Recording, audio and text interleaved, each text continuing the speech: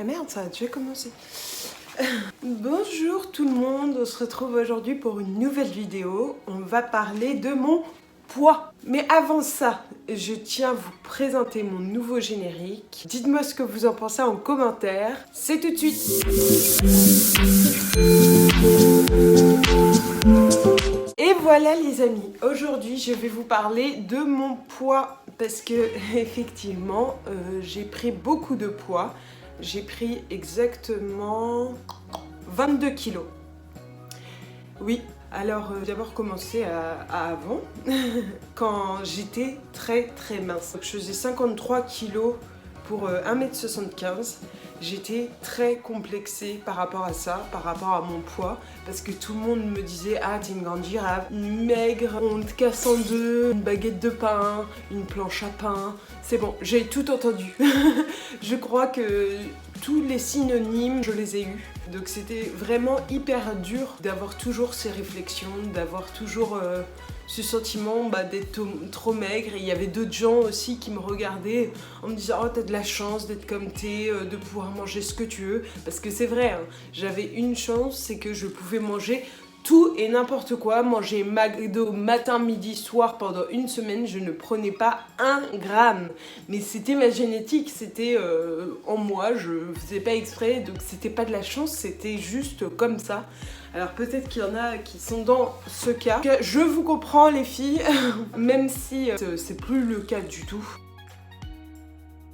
Donc en fait j'avais des règles douloureuses, donc j'ai commencé très vite à prendre la pilule, mais ce système me convenait pas parce que à chaque fois j'oubliais et tout, c'était énervant et dès que je les oubliais mes douleurs revenaient.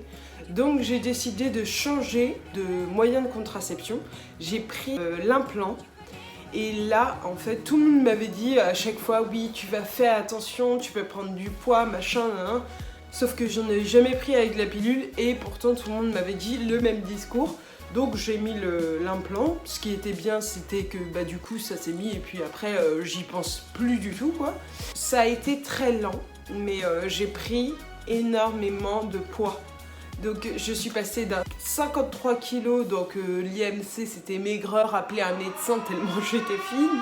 Et là ça a commencé à s'augmenter, mais en fait sans que je le voie. C'est un jour je me suis réveillée, 2-3 ans après, même si j'avais toujours eu un peu un double menton, j'avais toujours eu un peu de bourrelet parce que je mangeais n'importe quoi. Donc oui j'avais des petits bourrelets, mais vu que j'étais très fine ça se voyait pas et puis c'était limite mignon quoi. J'ai pris du poids lentement sans m'en rendre compte, j'ai pris 22 kilos.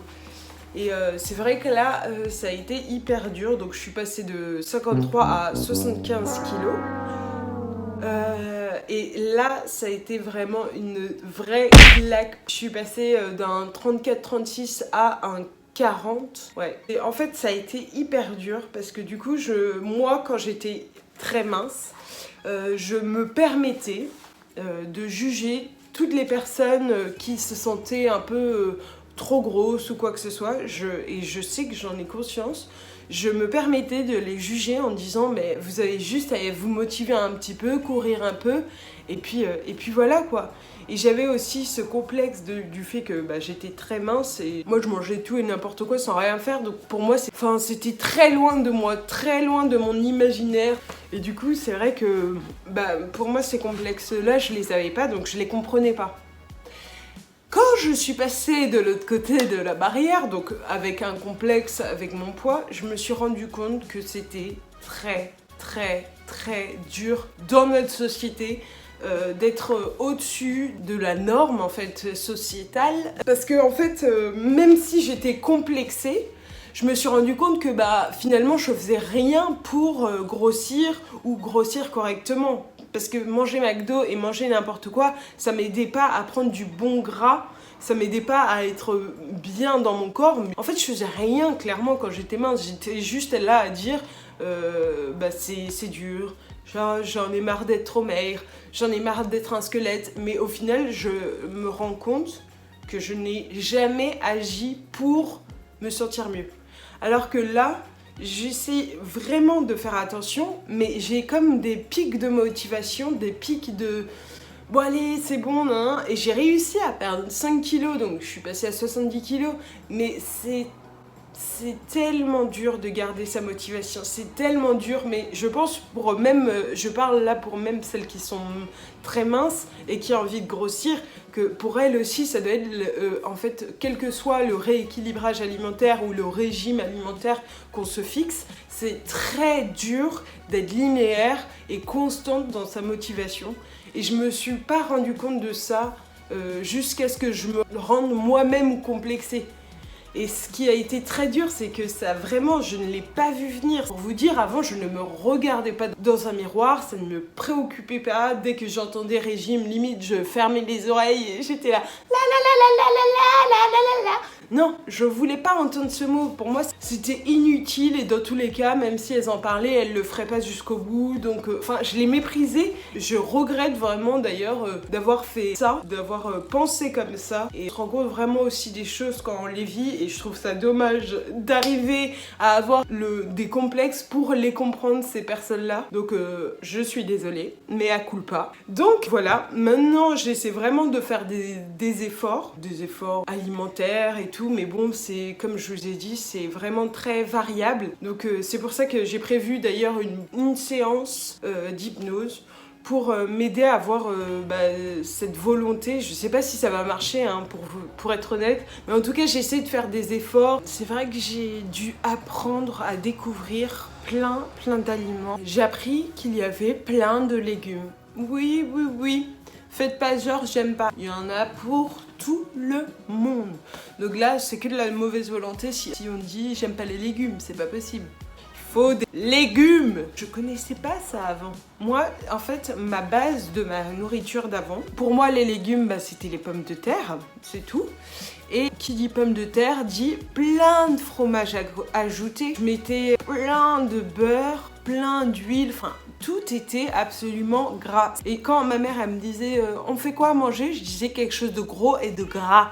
Et après je m'étonne pourquoi j'ai pris autant de poids. Donc moi je pense que clairement il y a l'alimentation, le fait que malheureusement nous les femmes, notre corps change vers 18 ans, 20 ans, il commence vraiment à changer. Et la contraception, j'ai pris du poids, 9 sur 20, l'ambiance dans le corps d'une femme. Mais chez les hommes, vous inquiétez pas, hein, vous n'êtes pas indestructible. Vous, ça viendra plus tard.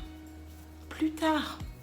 J'ai quand même, dans mon malheur, de la chance d'avoir été très mince, parce que quand on se dit, t'as pris 22 kilos, tu t'attends vraiment à ce que ça soit choquant, mais au final, il y a plein de personnes qui me disent « Ah, t'es beaucoup mieux comme ça qu'avant ».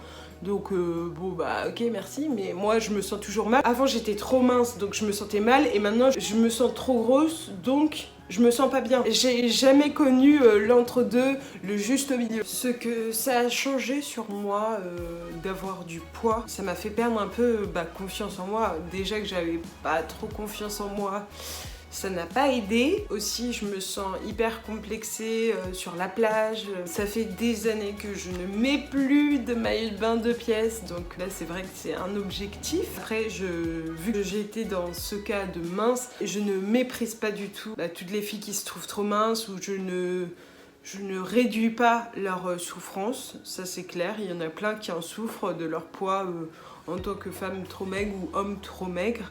Et je le néglige pas puisque je suis passée par là, mais dans mon cas personnel, je regrette beaucoup cette période où c'était quand même un peu plus simple de se sentir peut-être mince mais avoir un ventre plat. Des codes qu'on nous a appris alors que pas du tout en fait. En fait, on est toutes belles à notre façon avec les bourrelets, enfin la cellulite, c'est ce qu'on est. Il faut essayer de pas complexer et si on complexe, faut essayer d'avancer là-dessus.